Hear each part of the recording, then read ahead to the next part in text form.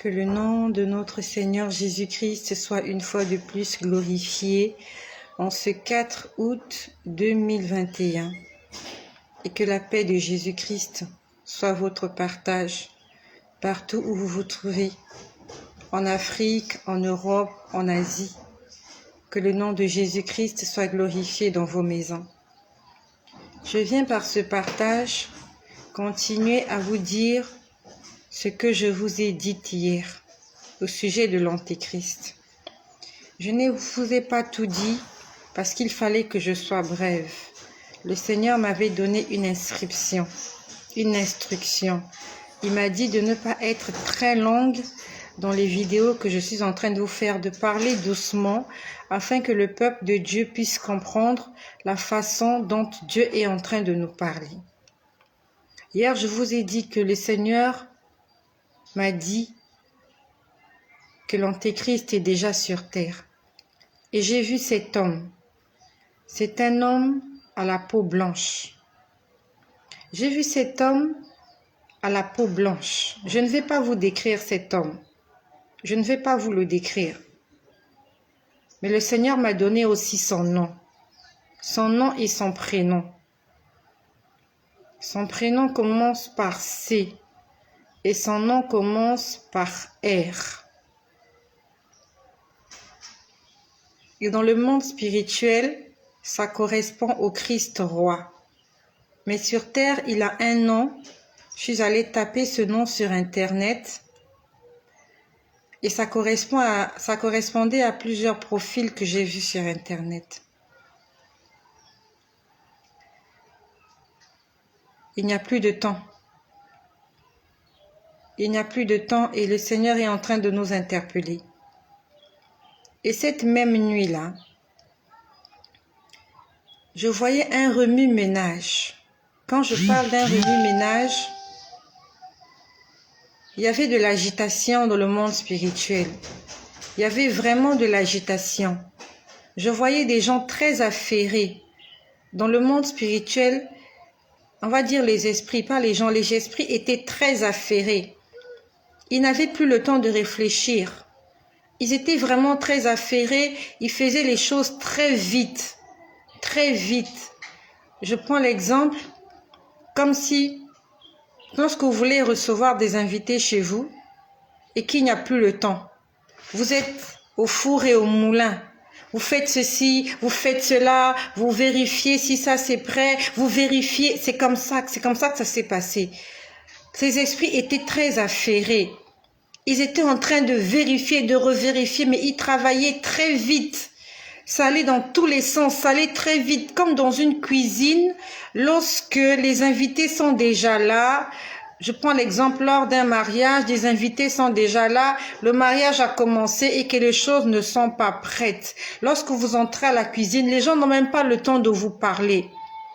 Les gens n'ont même pas le temps de répondre à vos questions. Vous voyez, ça va dans tous les sens. On demande, qui a fait ci? Est-ce que ça c'est prêt? Est-ce que c'est prêt? C'était comme ça dans le monde spirituel. J'ai vu ça avant-hier, quand le Seigneur m'a parlé de l'Antéchrist et qui m'a donné son nom. Puis après, je vous ai dit que je voyais des esprits féminins en train de faire des gestes. Je voyais des ongles, je voyais des doigts de femmes avec des ongles très longs en train de faire des gestes comme ça. Elle faisait des gestes comme ça, sensuels. C'est comme si elle voulait envoûter les gens. C'est comme si elle voulait posséder les gens. C'était des esprits féminins. Quand je dis des esprits féminins, on sait que les esprits n'ont pas de sexe. Mais quand je parle d'esprits féminins, ces esprits avaient l'apparence féminine. Je pouvais voir des femmes avec des ongles longs, très longs. Et sur ces ongles, il y avait du vernis. C'était du vernis de couleur rouge, en train de faire des gestes, en train de faire des grimaces. Puis après, j'ai entendu une d'elles parler. Il y a une d'elles qui a parlé, et pendant qu'elle parlait, j'ai vu une autre en train de faire quelque chose. J'ai entendu exactement ceci. C'était une femme qui était en train de parler. Et cette femme-là, c'est un esprit impur. Un esprit impur. Quand je dis un esprit impur, c'est un démon qui a pris une forme féminine. Elle était en train de parler.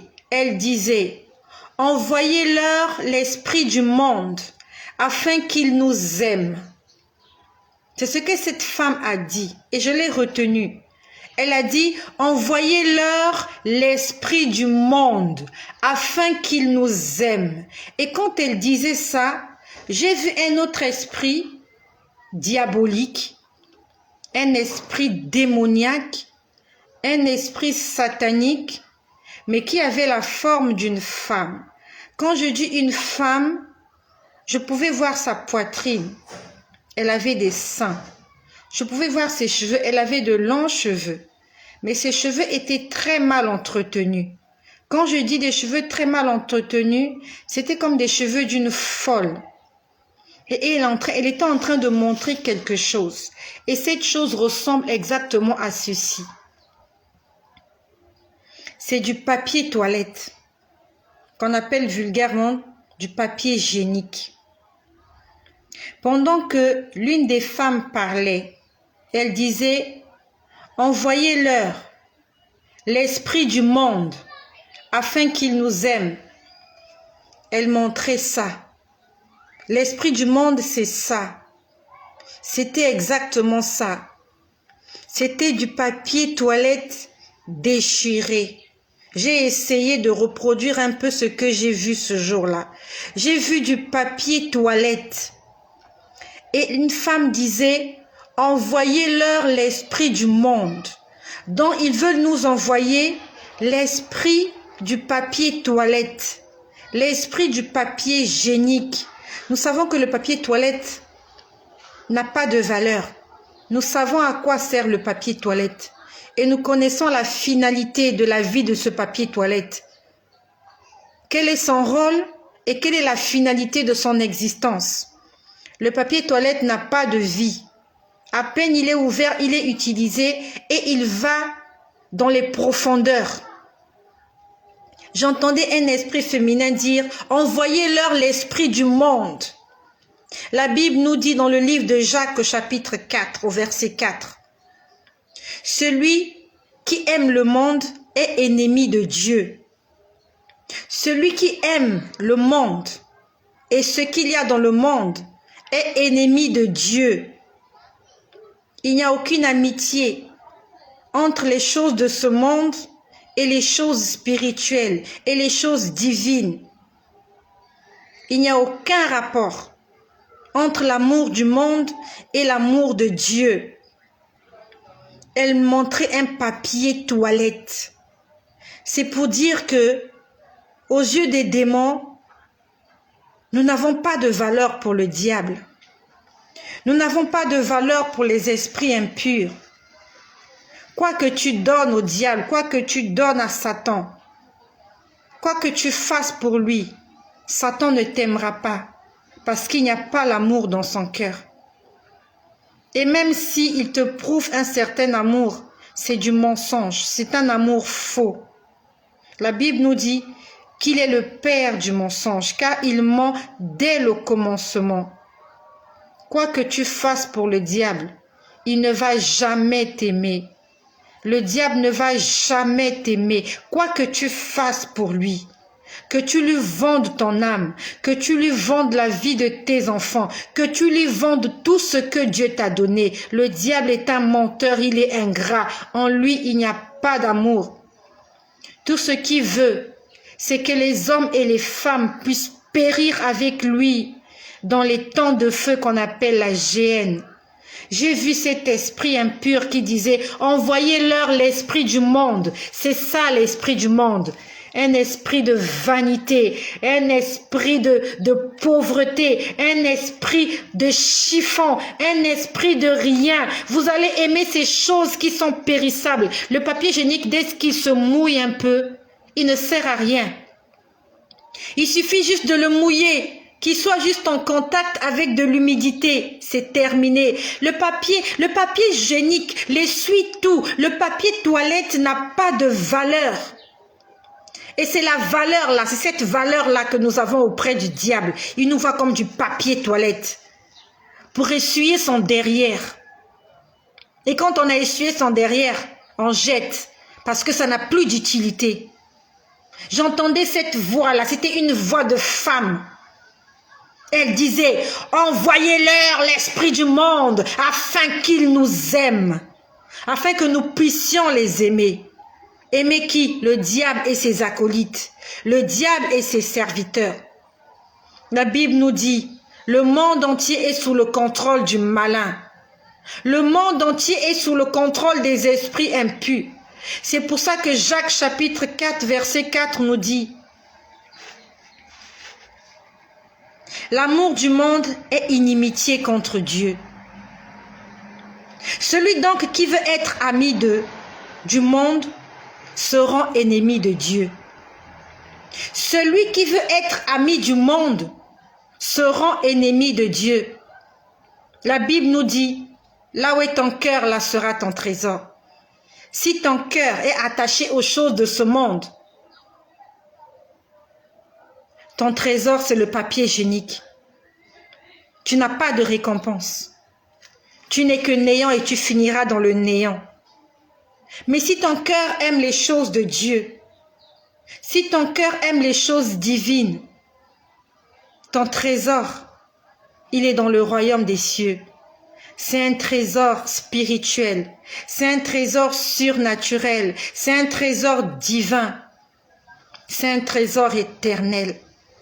Mais si tu aimes ce monde, si tu aimes les femmes, si tu aimes les hommes, si tu aimes la musique profane, tu aimes la prostitution, tu aimes la pornographie, tu aimes la sexualité, tu aimes le péché, tu aimes le mensonge, tu aimes les critiques, tu aimes les murmures, tu n'aimes pas les choses de Dieu, ton héritage, c'est du papier hygiénique. Dans le livre de Actes au chapitre 2, au verset 17, il est écrit, « Dans les derniers jours, dit l'Éternel, je répandrai de mon esprit sur toute chair. Vos fils et vos filles prophétiseront.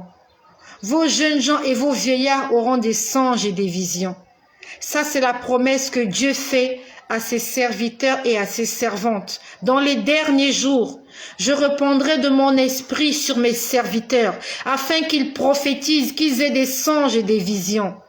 Satan est un imitateur. En ces jours de la fin, lui aussi, il est en train de répandre de son esprit. Et son esprit, c'est ça. Je l'ai entendu avant-hier. J'ai entendu une femme dire, envoyez-leur l'esprit du monde pour qu'il nous aime.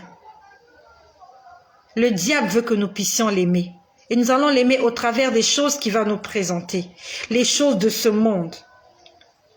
Les choses qui vont à l'encontre de ce que Dieu nous propose. Dieu nous propose des richesses et des choses surnaturelles. Dieu nous propose des richesses et des choses divines, des choses éternelles.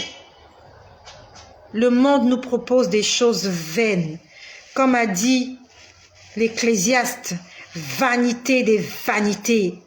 Tout est vanité. Sur cette terre, les maisons, les richesses, la beauté, le maquillage, les vêtements, les voitures, tout, le make-up, tous les salaires, l'argent, tout ça n'est que vanité. Et c'est ce que le diable a nous présenté, des poussières et des miettes.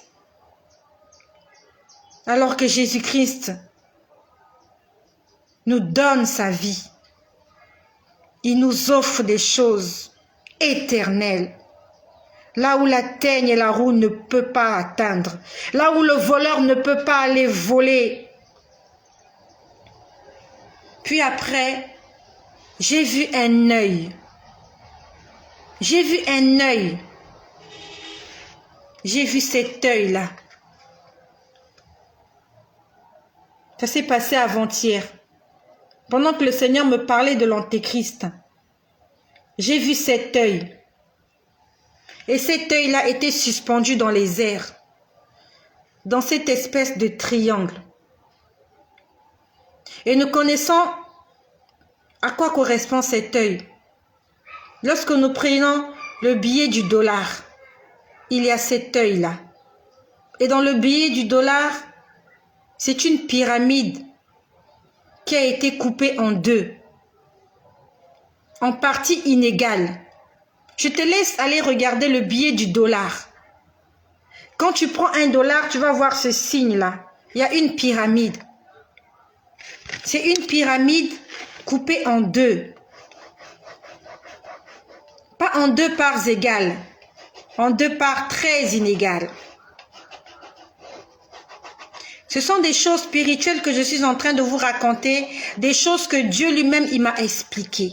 Et pendant que je vous parle, il est en train de me l'expliquer encore et je vais vous le transmettre parce que je n'ai pas envie de revenir faire une vidéo. Pendant que je vous parle, Dieu est en train de me demander d'expliquer ça à ses enfants.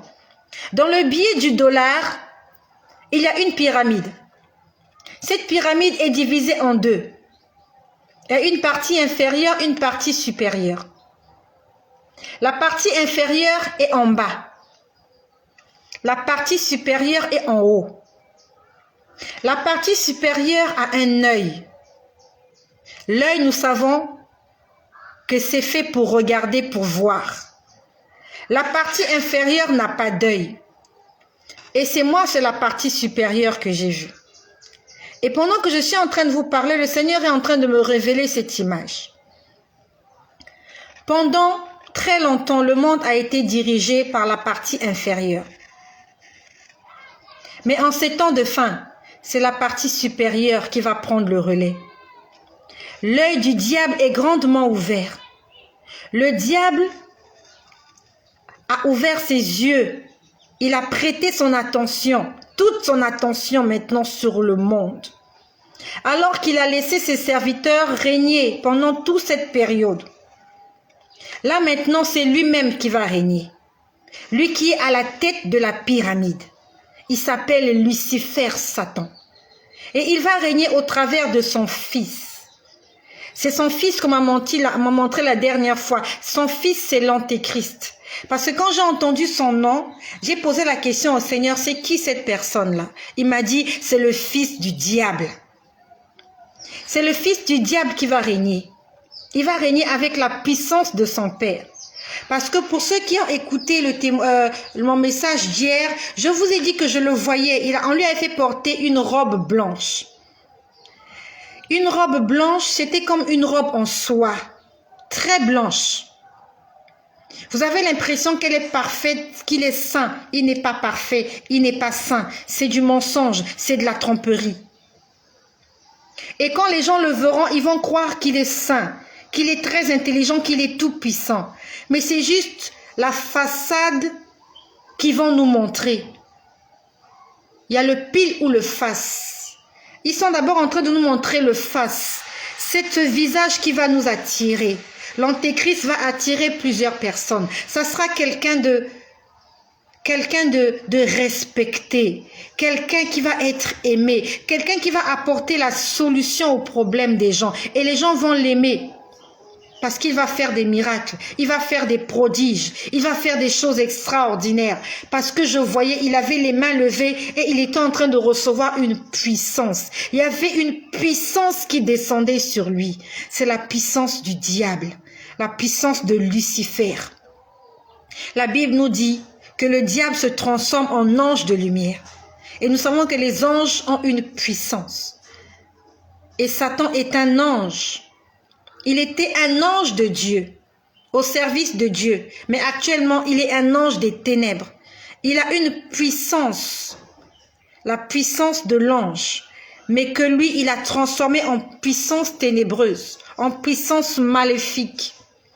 Et c'est cette dernière puissance qui va se manifester maintenant en ce temps de fin. Et cette puissance-là, son temps est court. Vous voyez que le triangle n'est pas grand, mais il est puissant parce qu'il est à la tête. Son temps est court. Il va manifester sa puissance en un temps très court, mais il va manifester toute sa puissance. Ici, le diable a manifesté sa puissance en un temps très long, mais il ne s'est pas manifesté puissamment. Il ne s'est pas donné entièrement. Et en cette fin des temps, l'œil du diable est ouvert. Et il est ouvert sur l'humanité.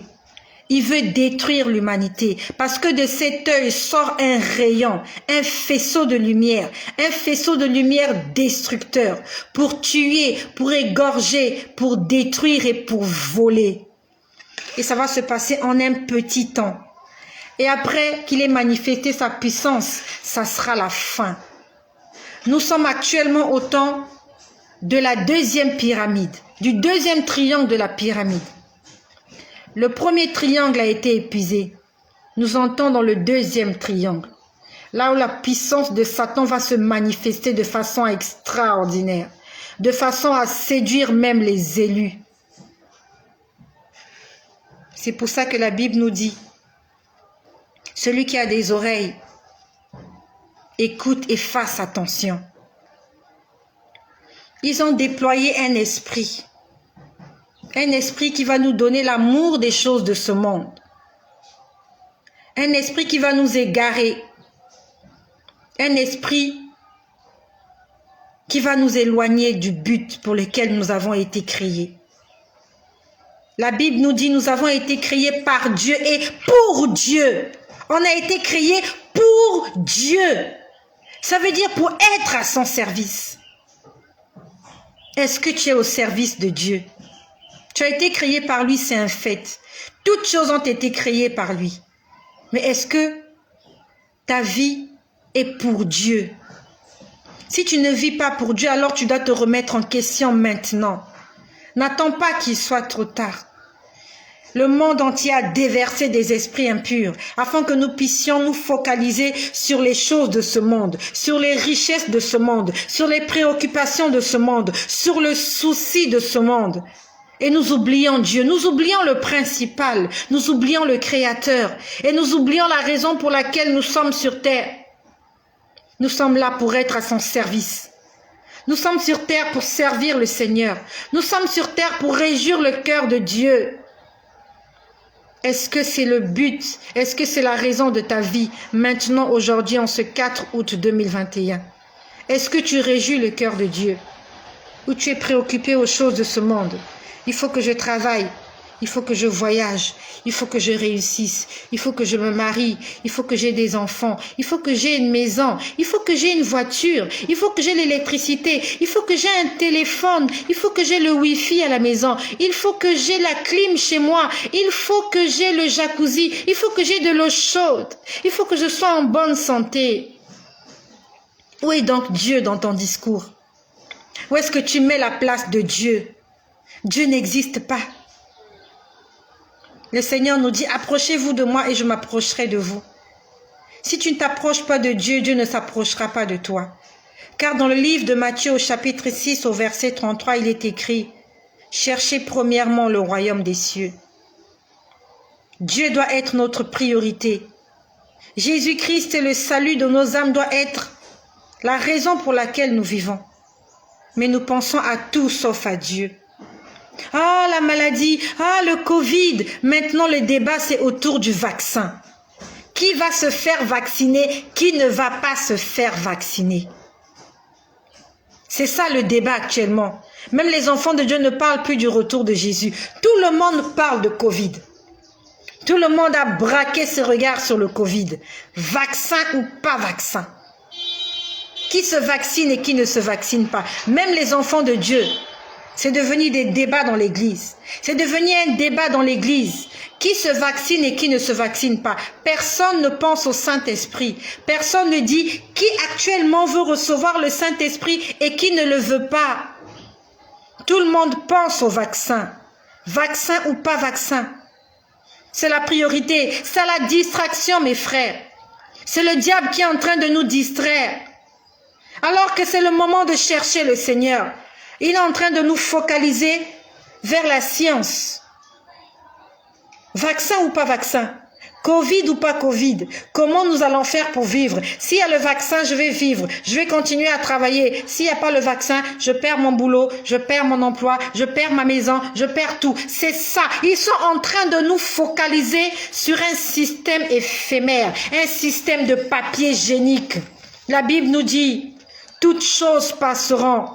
Une seule chose ne passera pas, c'est la parole de Dieu. Et la parole de Dieu, c'est Jésus-Christ. La parole qui s'est faite chair. Focalisons-nous sur la parole. Focalisons-nous sur Jésus. Le Covid va disparaître. Le vaccin, tout ça, c'est du néant. C'est de la futilité. C'est de la distraction. C'est maintenant ça les débats. Dans les organismes internationaux, on parle du Covid. Même à l'église. Les enfants de Dieu ne parlent plus de Jésus. Les enfants de Dieu ne parlent plus de l'effusion du Saint-Esprit. Les enfants de Dieu ne parlent plus des choses spirituelles. Tout le monde parle du vaccin. Ça s'appelle la distraction. Ah, il y a un tel vaccin, vaccin Johnson, vaccin ceci, vaccin cela. On ne parle pas de Jésus. On parle du vaccin. Que les enfants de Dieu se réveillent. Ça s'appelle la distraction. Le diable vient pour nous distraire. Il vient pour nous séduire. Ils vont vous présenter de bonnes choses. Que si vous vous faites vacciner, vous allez garder votre emploi, vous allez garder vos droits, vous aurez le droit de vous promener. Cherchant l'autorisation d'entrer au ciel. C'est le moment de chercher le vaccin pour entrer au ciel. Et le vaccin pour entrer au ciel, c'est le Saint-Esprit. Car il est le gage pour notre salut. Attention, fils et filles du Seigneur. L'Antéchrist est déjà sur terre. J'ai entendu ce jour-là, le roi des chrétiens arrive. Alors qu'ils savent que le roi des chrétiens arrive, ils sont déjà en train de préparer leur roi. Celui qui va régner, l'Antéchrist. Et je l'ai vu être couronné, je vous l'ai dit hier. J'ai vu comment on était en train de le couronner. On était en train de le couronner roi. Il y avait une chaise en or prévue pour lui. Et il va s'asseoir. Il n'est pas encore assis sur cette chaise. Cette chaise était dans un grand bâtiment, dans un beau bâtiment, un superbe bâtiment, un endroit mignon. Je n'ai jamais été dans un endroit aussi beau. Et cet endroit, ça va se passer sur terre. Il y a un endroit beau quelque part. Je ne sais pas où ça se trouve. Mais un endroit, quand vous le voyez, vous avez l'impression que c'est parfait. J'ai vu son fauteuil, un fauteuil en or. Il va s'asseoir sur ce fauteuil. Les gens vont le proclamer roi. Ils vont l'appeler notre Christ, notre roi. Celui-là, ce n'est pas le roi des chrétiens. C'est le roi du monde. C'est le roi de cette génération perverse. Notre roi à nous, c'est Jésus-Christ. Recherchons notre roi maintenant. Le monde des ténèbres est déjà prêt. Ils ont déjà élu leur roi qui va régner sur eux. Ne laisse pas que ce roi-là règne sur toi. Notre roi, c'est Jésus. Merci à toi qui vas partager ce message. C'est un message très important. Qui m'édifie et qui t'édifie? Envoie cela à quelqu'un qui a besoin d'être averti des événements qui vont se passer en cette fin des temps, afin que les enfants de Dieu, les fils et les filles de la promesse puissent se préparer dans la repentance, dans l'obéissance, dans la recherche de la vérité, dans la recherche du royaume des cieux et de la justice. Afin que ce jour-là, que notre Créateur, notre Dieu, nous ouvre ses grands bras et nous dise, bon et fidèle serviteur. Que Dieu nous dise un jour, bonne et fidèle servante, entre dans la joie de ton Père, entre dans la joie de ton Maître, entre dans la joie de ton Roi, le Roi des rois, Jésus-Christ. Soyez bénis et préparons-nous. La nuit est avancée, le jour approche. Jésus n'est pas encore venu et les gens vont continuer de mourir. prêchant l'évangile afin que ces âmes soient sauvées. Continuons à prier pour le salut des âmes. N'abandonnons pas la foi, même si les moments sont difficiles. La Bible nous dit que c'est celui qui persévérera jusqu'à la fin qui sera sauvé. Tu dois persévérer jusqu'à la fin, n'abandonne pas. La vie sur terre, elle est courte, elle est passagère. La souffrance, elle est courte, elle est passagère. Mais l'éternité n'a pas de fin. Ne nous laissons pas tromper par les choses passagères, par les choses éphémères de ce monde, par les choses trompeuses.